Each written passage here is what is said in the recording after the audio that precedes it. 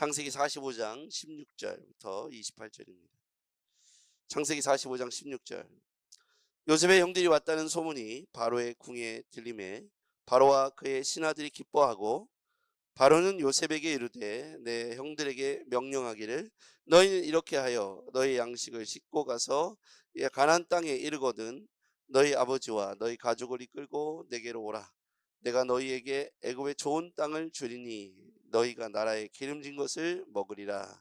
이제 명령을 받았으니 이렇게 하라. 너희는 애굽 땅에서 수레를 가져다가 너희 자녀와 아내를 태우고 너희 아버지를 모셔오라. 또 너희의 기구를 아끼지 말라. 온 애굽 땅의 좋은 것이 너희 것임이니라. 이스라엘의 아들들이 그대로 할세 요셉이 바로의 명령대로 그들에게 수레를 주고 길 양식을 주며 또 그들에게 다 각기 옷 한 벌씩을 주되 베냐민에게는 은 300과 옷 5벌을 주고 그가 또 이와 같이 그 아버지에게 보내되 순하기 10필에 애굽의 아름다운 물품을 실리고 암나기 10필에는 아버지에게 길에서 드릴 곡식과 떡과 양식을 실리고 이에 형들을 돌려보내매 그들에게 이르되 당신들은 길에서 다투지 말라 하였더라. 그들이 애굽에서 올라와 가나안 땅에 들어가서 아버지 야곱에게 이르러 알리어 이르되 요셉이 지금까지 살아있어 애굽 땅 총리가 되었더이다. 야곱이 그들의 말을 믿지 못하여 어리둥절하더니 그들이 또 요셉이 자기들에게 부탁한 모든 말로 그에게 말하매 그들의 아버지 야곱은 요셉이 자기를 태우려고 보낸 수레를 보고서야 기운이 소생한지라. 다 같이요. 이스라엘이 이르되 조카도다. 내 아들 요셉이 지금까지 살아있으니 내가 죽기 전에 가서 그를 보리라 하니라. 아멘. 할렐루야. 예, 오늘도 주의 은혜와 축복하심이 동행하심이 오늘 우리 모두에게 있기를 주의 이름으로 축복합니다. 네, 오늘 요셉 한 사람이 가문을 살리고 그리고 민족을 살리는 그 위대한 여정을 보게 됩니다. 요셉의 형들이 왔다는 소문을 듣고 바로와 궁들의 신하들이 기뻐했다. 우리 16절 말씀 같이 읽어볼게요. 시작. 요셉의 형들이 왔다는 소문이 바로의 궁에 들림에 바로와 그의 신하들이 기뻐하고. 여러분, 요셉이 어디 있든지 간에 하나님의 사람으로서 그가 정직하고 충성되고 정말 성실했기 때문에 그가 비록 노예의 신분으로 애굽에 오지만 거기에서도 있는 곳에서 가는 곳곳마다 인정을 받게 되잖아요. 성실했고 최선을 다했고 충성스러운 성실한 그런 모습을 유지하고 있었기 때문입니다. 나락으로 떨어졌잖아요. 완전히 형제들에게 미움을 받고 죽임을 당할 위기를 뛰어넘고 또 팔리움을 당해서 은 20세겔에 그는 고통스럽게 노예로 팔려갑니다. 그런데 그곳에서도 또 인정을 받고 가정 총무가 되고 또 감옥에 갇혀도 감옥에서도 총무가 되고 결국 나라를 맡은 총리 대신이 되어서 아주 유력한 자가 되죠. 그러니까 사실 그런 요셉을 좋아하지 않을 리가 없습니다. 바로도 좋아했고 바로의 신하들도 가나안인이 와서 이렇게 인정받고 총리에 올라가는 것이 탐탁지 않음에도 불구하고 그를 다 좋아했다. 그가 꿈을 잘 해먹은 해서 7년의 풍년 때 7년의 흉년을 대비하여 나라를 이롭게 한 것도 좋겠지만 그 외에도 이제까지 살아온 삶의 궤적을 볼 때 우리가 면면을 볼 때 요셉을 다 좋아할 수밖에 없는 그런 성실하고 믿음직한 그런 모습이었다고 생각합니다. 이때 나이가 약 30세의 나이니까요. 인생의 가장 아름답고 가장 멋지고 화려할 때 아니겠습니까? 그런 요셉이 이제 형제들이 왔다는 소문을 바로와 바로의 신하들이 듣고 진심으로 기뻐합니다. 바로가 요셉을 인정하고 좋아하니까 바로의 형제들은 아니 요셉의 형제들은 어떠한 자기들의 행동을 보여준 게 없음에도 불구하고 요셉으로 인해서 그 형제들까지도 기쁨의 대상이 되고 환영의 대상이 되고 그런 모습을 보게 됩니다. 17절. 바로는 요셉에게 이르되 내 형들에게 명령하기를 너희는 이렇게 하여 너희 양식을 싣고 가서 가나안 땅에 이르거든 너희 아버지와 너희 가족을 이끌고 내게로 오라. 내가 너희에게 애굽의 좋은 땅을 주리니 너희가 나라에 기름진 것을 먹으리라. 애굽의 좋은 땅, 결국 고센 땅을 분할받게 되죠. 그리고 야곱의 일가 70명이 그곳에 와서 430년 동안 결국 나중에는 수백만의 사람으로 히브리 민족이 형성되기 시작하죠. 그리고 다시 그들은 출애굽하게 되어 나중에 가나안 땅으로 돌아오게 됩니다. 이 모든 여정이 앞으로도 430년 이상의 시간들이 남아있지만 하나님은 요셉을 먼저 애굽 땅에 보내시고 우여곡절 끝에 13년 만에 그를 총리로 세우시고, 그리고 바로의 마음에도 그 나머지 신하들 마음에도 요셉이 흡족하여 기쁨을 나누고 기뻐할 수 있는 존재가 되어서 그의 형제들, 그의 아버지를 포함한 형제들이 그곳에 들어와서 함께 430년 동안 부귀와 영화를 누리고 민족의 융성함을 누리게 되죠. 물론 나중에는 또 다른 바로가 이들을 시기해서 쫓아내게 되지만, 그럼에도 불구하고 이 요셉의 형제들 그리고 아버지 야곱 인생은 어떻게 됩니까? 요셉 한 사람으로 인해서 가장 큰 환대를 받게 됐고, 자신들의 아무 공로 없이 요셉으로 인하여 축복의 가문으로 바뀌어지는 것을 보게 됩니다. 이렇게 요셉 한 사람이 꿈을 꾸었고 그 꿈을 이뤄가는 과정이 결코 쉽지 않았죠. 고난과 역경을 통과해야 했습니다. 그러나 있는 곳에서 늘 성실했던 요셉, 그 꿈을 하나님께서 주셨고 하나님이 이루어 가셨습니다. 만약에 여러분 한번 생각해 볼 때 요셉이 꿈을 꾸었지만 요셉이 성실하지 않았고 만약에 요셉이 자신의 있는 자리에서 불성실했다, 그곳에서 원망과 불평, 꿈대로 되지 않는 것에 대해서 불평을 늘어놓는 수준으로 13년을 살았더라면 어떻게 됐을까요? 성경의 역사를 이렇게 볼 때 하나님은 다른 사람을 통해서 그 일을 이어가게 하시더라고요. 그러니까 요셉이 아니었다면 요셉의 외에 다른 사람을 통해서 하나님은 또 출애굽의 역사를 이끌어 가셨겠죠. 그러나 요셉이 복된 건 요셉이 그런 기회가 왔을 때 자신과 자신의 가문을 함께 더불어 살리는 그런 중간의 역할을 잘했다는 겁니다.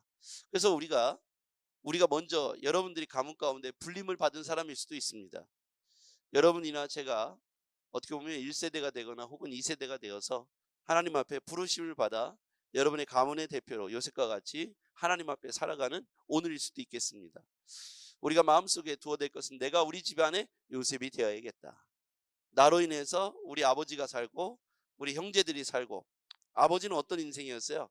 아버지는 자기가 사랑하는 라헬로부터 낳은 두 아들, 요셉도 행방불명이 되어서 13년 전에 사라졌고 베냐민도 포로로 끌려갔으니, 베냐민도 데리고 갔으니 그는 수월의 깊은 곳으로 내려가 죽음의 아픔을 느끼고 있는 중이에요. 자기는 차라리 죽는 게 낫다.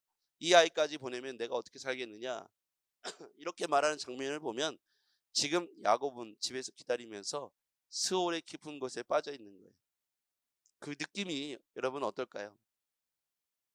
인생을 맞이했을 때 가장 강도 높은 아픔은 무엇일까 했을 때 첫 번째가 자식을 먼저 보냈을 때가 가장 첫 번째더라고요. 인생의 가장 큰 고통이 언제일까? 자식을 먼저 보냈을 때. 그 다음에 배우자의 사망, 세 번째가 부모님의 사망. 이렇게 해서 10가지를 쭉 통계조사한 게 보는데 인생의 가장 고통스러운 것이 자식을 보내는 거죠. 그러니까 야곱이 스올로 내려갔다. 죽는 게 차라리 낫다. 요셉도 사라졌고 베냐민도 뺏기게 되는 이 상황은 굉장히 고통스럽죠. 그렇게 인생의 스올의 고통을 맛보고 있는 야곱에게 요셉이 살아있고 요셉이 총리가 되었다는 소식을 아들로부터 전해 듣게 되죠. 그렇죠? 형제들은 중간에 이제 여러 테스트를 받게 되죠. 요셉이 형들인 걸 알고 형들을 시험하죠. 몇 가지를 시험했을 때 그들이 변화된 태도를 보여주었어요. 유다가 나서서 차라리 내가 막내를 대신하여 종이 될 테니 막내는 보내주십시오. 이렇게 생각합니다. 막내 또한 요셉과 같이 마지막 그 요셉에게 품었던 아버지의 편애가 베냐민에게 있었을 텐데, 그럼에도 불구하고 유다가 이 베냐민을 돌려보내고 자기가 종노릇하겠다고 표현하는 걸 보면서 이 형제들이 변화되었다. 그래서 요셉은 이 형제들을 하나로 회복시켜 나가고 마지막에 자기 얼굴을 공개하는 것을 통해서 모든 아픔과 상처, 사실 요셉 자신이 가장 큰 상처를 받은 사람이잖아요. 요셉이 자신의 아픔과 상처를 다 하나씩 하나씩 또 해소를 하는데 끌어안고 울면서 서로 화해하고 용서하는 장면이 나와요. 오늘 그런데 22절로 한번 가보겠습니다. 22절을 읽어볼게요. 시작. 또 그들에게 다 각기 옷 한 벌씩을 주되 베냐민에게는 은 300과 옷 5벌을 주고. 여기서 보면 여러분 그 요셉의 인생에 있어서 옷은 굉장히 아픔의 통로가 돼요. 첫 번째, 채색 옷을 아버지가 입으라고 해서 입고 갔다가 죽을 뻔했어요. 그죠? 채색 옷이란 말이에요. 그러니까 이제 아들들이 쭉 있는데 하필이면 이 야곱이 지혜롭지 못하게 11번째 아들, 그 아들이 누구냐면 사랑하는 라헬이 낳은 아들, 그 아들에게만 채색 옷을 입혔어요. 너무나 튀죠. 그러니까 다른 아들들이 레아에게서 난 아들들, 얼마나 지금 그렇지 않아도 라헬에게 밀려가지고 우리 엄마가 항상 뒷방에서 울었는데, 그렇죠? 그런 상처가 있을 거란 말이에요. 그렇게 미운데 채색 옷을 입혔어요. 나중에 이 형제들이 노예상에다가 은 20세겔로 팔아 넘기고 나서 집에 갈 때 뭘 들고 갔어요? 옷 조각을 들고 가죠. 거기다 뭐를 붙였어요? 짐승의 피를. 그러니까 이 옷이요, 야곱에게든 요셉에게든 트라우마예요. 그렇죠? 이건 제가 해석하는 거예요. 뭐 여기 성경에 나와 있는 건 아닌데. 그런데 요셉이 형제들에게 뭘 나눠줬다고요? 옷 한 벌씩. 옷 한 벌씩을 나눠줬다는 건 용서의 의미가 그 안에 저는 담겨 있다고 생각해요. 그런데 베냐민에게는 몇 벌을 줘요? 5벌. 그리고 은을 얼마나 줬어요? 300. 은 300과 옷 5벌. 예, 요셉에게 있어서 은은요, 자기를 돈 받고 팔아넘긴 그 은 20개, 은 20세겔이 자기한테는 상처예요. 그걸 자기는 눈으로 본 거예요. 형제들이 은을 받고 자기를 노예상에 넘기는 걸 봤잖아요. 그죠? 그리고 그 옷 때문에 자기를 찢어서 죽인 것 아니겠습니까? 옷도 다 찢고요. 그런데 그 옷을 형제들에게 주고 특별히 베냐민에게는 더 줘요. 은도 많이 주고요. 그 자기가 받았던 거에 10배 이상으로 주죠. 이렇게 한 것은 자기 내면의 상처에 대한 보상이지 않을까? 이렇게 생각해 봐요. 여러분, 가장 슬프고 아픈 순간이 기쁘지만 상처가 13년 전의 일이 올라올 수 있잖아요. 그거에 대한 보상을 누구에게 하냐면 베냐민에게 하는 거예요. 베냐민은 영문도 모르고 엄청난 것을 받게 된 거예요. 저는 이게 요셉이 자신에게 준 보상이라고 생각해요. 요셉이 자기 어렸을 때 13년 전에 자기가 그렇게 팔려갔던 모습 속에 자기 막내 동생에게 그것을 줌으로써 자기 자신과 과거와도 화해를 하고 상처를 보듬어 주고 형제들에게도 그 사인으로 옷 한 벌씩을 주면서 과거와 이제 완전히 화해를 하는 거예요. 저는 그 과정이었다고 생각합니다. 그러니까 이제 형제들까지는 다 문제가 없어요. 이제 나머지는 누가 남았냐면 아버지가 남은 거예요. 아버지는 지금 이 사실도 영문도 모른 채 스오로 내려가고 있습니다. 사는 게 아니죠. 지옥 같은 인생을 살고 있어요. 자, 집에 가서 26절. 알리어 이르되 요셉이 지금까지 살아있어 애굽 땅 총리가 되었더이다. 야곱이 그들의 말을 믿지 못하여 어리둥절하더니. 그들의 말을 믿지 못했다. 이게 참 재밌는 말 같아요. 여기는요, 이 야곱과 야곱의 일가는 야곱으로부터 시작된 거짓말의 연속이에요. 그렇죠? 야곱은 스스로 발 뒤꿈치를 잡는 자의 인생을 가지고 에서를 속였고, 쌍둥이 에서를 속였고, 외삼촌 라반이 야곱을 속였고, 그렇죠? 이 야곱의 형제들이, 야곱의 아들들이 야곱을 속였고, 그렇죠? 이러니까 아버지는 뭔가 찜찜한 거예요. 계속 우리 아들이 짐승한테 이렇게 당했다는 얘기도 사실은 못 믿겠는 거죠. 그냥 행방불명된 것이죠. 그러니까 그들의 말을 믿지 못하여 어리둥절하더니, 예, 어리둥절하죠. 말을 못 믿겠죠. 평상시에 아버지도 속였고 아들들도 속였고 이런 속임의 연속이죠. 그런데 그 말을 믿지 못하죠. 27절 같이 읽어봐요. 시작. 그들이 또 요셉이 자기들에게 부탁한 모든 말로 그들에게 말하매 그들의 아버지 야곱은 요셉이 자기를 태우려고 보낸 수레를 보고서야 기운이 소생한지라. 아멘. 기운이 소생했다.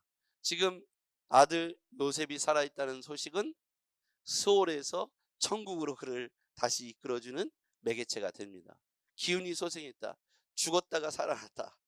예, 사는 게 아니었고 죽는 것과 진배 없는 그런 인생을 살고 있었던 야곱. 그에게 요셉이 살아있다는 증거, 수레를 보낸 이것을 보고서야 그가 기운이 소생했다.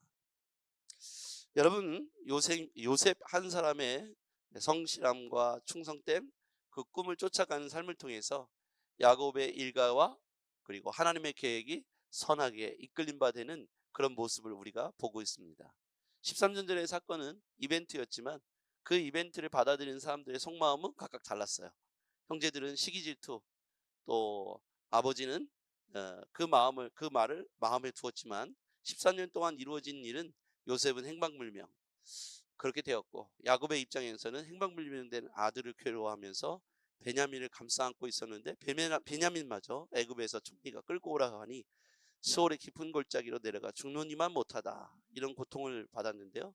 결국은 하나님께서 바로와 바로의 신하들을 기쁘게 하는 이 정말 아름다운 사건을 통해서 그들을 다 고센 땅으로 초청하게 되고 가문이 모두 영화롭게 애굽 땅에서 부귀와 영화를 누리게 되는, 환영을 받게 되고, 당대 바로가 누굽니까? 최고의 권력자, 고대 근동의 가장 실력자 바로로부터 이 야곱의 일가가 환영을 받게 되고 고센 땅에 머물러 430년 동안의 인큐베이터, 고센 땅은 가장 비옥한 땅이죠.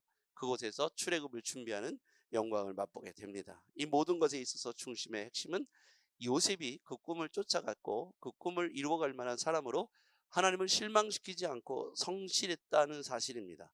그것이 오늘 이와 같이 해피엔딩을 맞이하게 된 열쇠였다는 것이죠.